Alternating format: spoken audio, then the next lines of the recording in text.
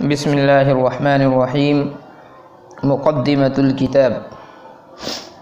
آلاء الله تعالى على هذا العبد الضعيف لا تعد ولا تحصى، وأجلها التوفيق لفهم القرآن العظيم ومنن صاحب النبوة والرسالة عليه الصلاة والسلام على أحقر الأمة كثيرة، وأعظمها تبلیغه صلی اللہ علیہ وسلم الفرقان الکریمہ. لقن النبی صلی اللہ علیہ وسلم القرآن الجیل الأول وهم أبلغوه للجيل الثاني وهلم جرا حتى بلغ هذا الضعيف أيضا حظ من روايته ودرايته. اللهم صل على هذا النبي الكريم سيدنا ومولانا وشفيعنا أفضل صلواتك وأيمن بركاتك وعلى آله وأصحابه وعلماء أمته أجمعين برحمتك يا أرحم الراحمين. ایک مرتبہ اور عبارت کو ملاحظہ کریں. آلاء اللہ تعالی على هذا العبد الضعيف لا تعد ولا تحصى، وأجلها التوفيق لفهم القرآن العظيم ومنن صاحب النبوة والرسالة عليه الصلاة والسلام على أحقر الأمة كثيرة، وأعظمها تبلیغه صلى الله عليه وسلم الفرقان الكريمة. لقن النبي صلى الله عليه وسلم القرآن الجيل الأول وهم أبلغوه للجيل الثاني وهلم جرا حتى بلغ هذا الضعيف أيضا حظ من روايته ودرايته.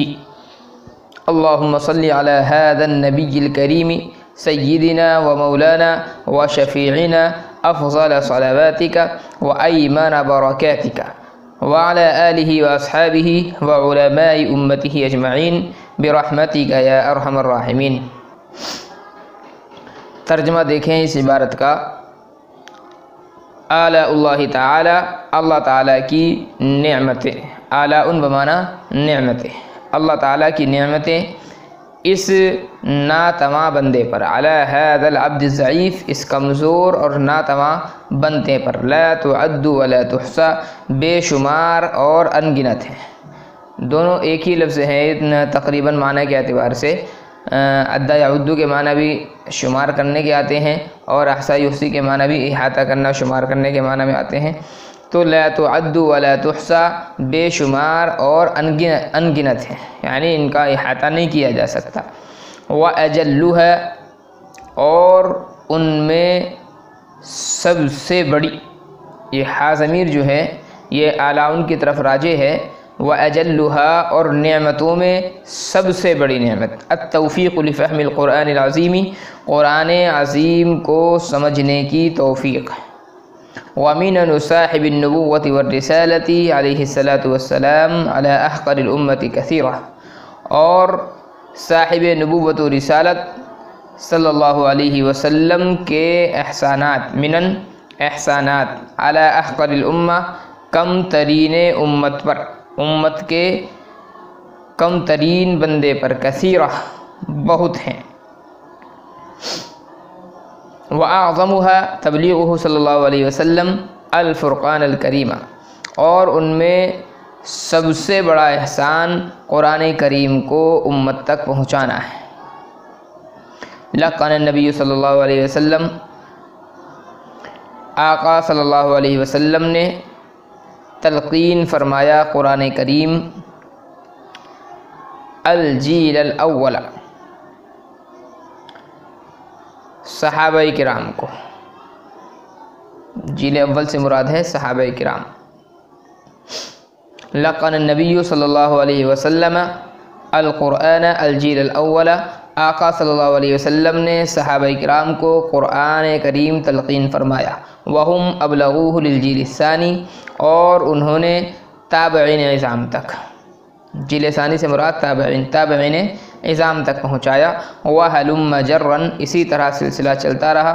حَتَّى بَلَغَ هَذَا الضَّعِيفَ أَيْضًا حَظٌّ مِّن رِوَایَتِهِ وَدِرَایَتِهِ حتیٰ کہ یہاں تک کہ اس ناتواں کمزور بندے کو بھی قرآن کریم کے الفاظ اور معانی میں سے من روایتہ و درایتہ قرآن کے الفاظ روایت الفاظ مراد ہے درایت سے معنی قرآن کے الفاظ اور روایت معانی میں سے ایک وافر حصہ ملا. اللہم صلی علی هذا النبی الکریم سیدنا و مولانا و شفیعنا. اے اللہ اس نبی پر کریم نبی پر معزز نبی پر جو ہمارے سردار آقا اور ہمارے سفارش کرنے والے ہیں و شفیعنا ہماری سفارش کرنے والے ہیں. اپنی رحمتوں میں سے بہترین رحمت افضل صلواتک اپنی رحمتوں میں سے بہترین رحمت و ایمن برکاتک اور اپنی برکتوں میں سے عمدہ ترین برکت نازل فرما. اور آپ کی تمام آل جو کہ پاکیزہ ہیں وعلی آلہ و اصحابہ اور آپ کی تمام آل و اولاد پر و اصحابہ اور آپ کے صحابہ کرام پر و علماء امتہ اور علماء امت پر بھی برحمتک اپنی رحمت سے اپنے فضل سے یا ارحم الراحمین اے رحم کرنے والوں میں سب سے زیادہ مہربان. یہ اس کا ترجمہ ہو گیا ہے عبارت کا. کچھ الفاظ اس کے اندر ذرا مشکل سے آئے ہیں ان کو ہم حل کر لیتے ہیں. سب سے پہلا لفظ آیا ہے آلاء. یہ جیسا کہ عرض کیا ترجمے میں کہ آلاء جو ہے اس کے معنی آتے ہیں نعمتیں. یہ جمع ہے اور اس کا جو واحد ہے وہ 3 وزن پر آتا ہے. یا تو الا اس کا واحد ہے جیسے ہوا تو ہوا کے وزن پر الا یہ اس کا واحد ہے. یا الا اس کا واحد ہے. یا الیون اس کا واحد ہے جیسے حبرن اور جیسے الیون. تو ان 3 میں سے کسی ایک کو بھی آپ واحد مان سکتے ہیں تینوں کو بھی مان سکتے ہیں. اور جمع جو ہے وہ آلاء ہے بمعنی نعمتیں. لا تعدو یہ آپ جانتے ہیں عد یعد باب نصر ینصر سے آتا ہے. اس کے معنی آتے ہیں شمار کرنا. لا تعد مضارع مجہول کا یہ واحد مؤنث غائب کا صیغہ ہے باب نصر سے. تحصا یہ باب افعال سے آتا ہے. احصا یحصی احصاء اس کے معنی بھی آتے ہیں شمار کرنا احاطہ کرنا. یہ بھی مضارع مجہول کا صیغہ ہے واحد مؤنث غائب کا. اس کے بعد لفظ آیا ہے اجل. یہ جل یجلو جلالتن سے ہے. اس کے معنی آتے ہیں بڑے مرتبے والا ہونا. تو اجل سب سے بڑے مرتبے والا. توفیق وفق یوفق توفیقاً اس کے معنی آتے ہیں اسباب خیر کا مہیا ہونا. منن یہ منتن کی جمع ہے. اس کے معنی آتے ہیں احسان. لقنا یلقن تلقینا باب تفعیل سے آتا ہے. اس کے معنی آتے ہیں کسی کو بالمشافہ آمنے سامنے بغیر کسی واسطے کے سمجھانا. ایک تو ہوتا ہے واسطے کے ساتھ میں کسی کو کوئی بات سمجھا دی جائے. ایک ہوتا ہے بغیر واسطے کے سامنے بیٹھا ہوا ہے بالمشافہ آدمی گفتگو کر رہا ہے کوئی بات سمجھا رہا ہے تو اس کے لیے بولتے ہیں لقنہ الکلام. اس نے اس کو بالمشافہ سمجھایا. جیل کے اصل معنی آتے ہیں گروہ ایک زمانے کے لوگ. الجیل الاول سے مراد عرض کیا کہ صحابہ کرام ہیں اور الجیل الثانی سے جو مراد ہے وہ تابعین عظام ہے. ایک لفظ آیا ہے روایتن. یہ روا یروی روایتن باب ضرب یضرب سے آتا ہے. اس کے معنی آتے ہیں نقل کرنا بیان کرنا. اور درایتن یہ بھی درایدری درایتن باب ضرب یضرب سے ہی آتا ہے. اس کے معنی آتے ہیں بیان کرنا اس کے معنی بھی ہیں لیکن یہاں پر جو ہے جاننا بیان کرنا دونوں معنی اس کے آتے ہیں درایت کے. روایت سے مراد جو ہے یہاں پر قرآن کریم کے الفاظ ہیں اور درایت سے مراد ہے معانی. حظن یہ حصے کے معنی میں آتا ہے. اس کی جمع حظوظ آتی ہے. ایمن یہ اس میں تفضیل کا صیغہ ہے بڑا بابرکت مبارک. یمنا یا یمینا دونوں اس کو دونوں باب سے آتا ہے یعنی فتح یفتح سے بھی آتا ہے اور سمیع یسمع سے بھی آتا ہے.